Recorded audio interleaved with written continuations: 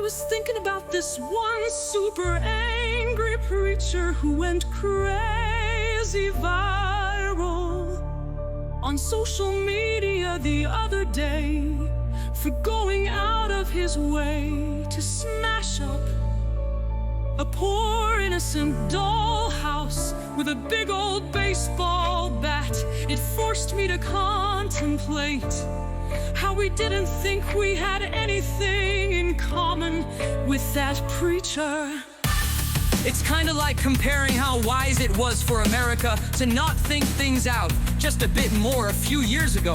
before we insisted on shooting down that Chinese spy balloon that floated across the entire continent. At that point, would it have made any difference if we decided to weigh it down and turn it into one of the most sought after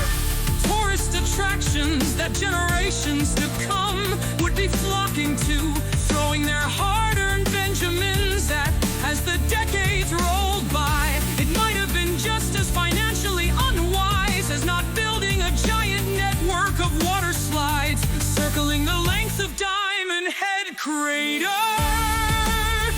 that could take tourists all the way from the summit down to Kaimana Beach,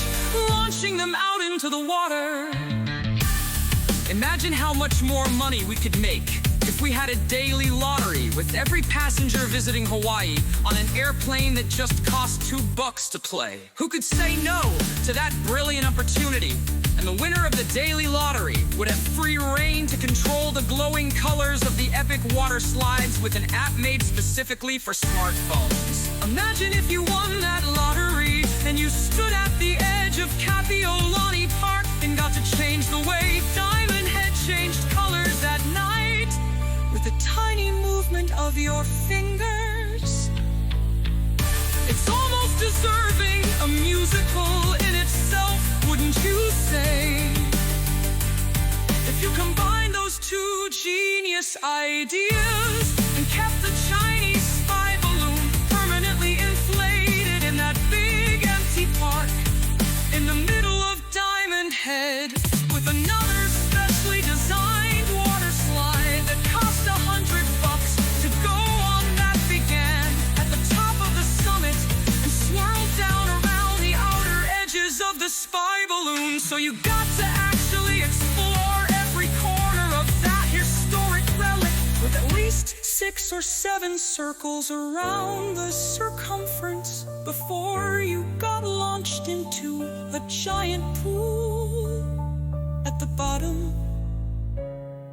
Or imagine if you had an elevator at the bottom that took guests up to an awesome restaurant that was perfectly centered in the middle of the balloon, with waitresses dressed in sexy Air Force attire. Who wouldn't want to take pictures with those waitresses inside of a balloon that was always projecting footage onto the inner walls of interviews with the pilots who almost shot the spy balloon down, but had a change of heart at the last minute because he realized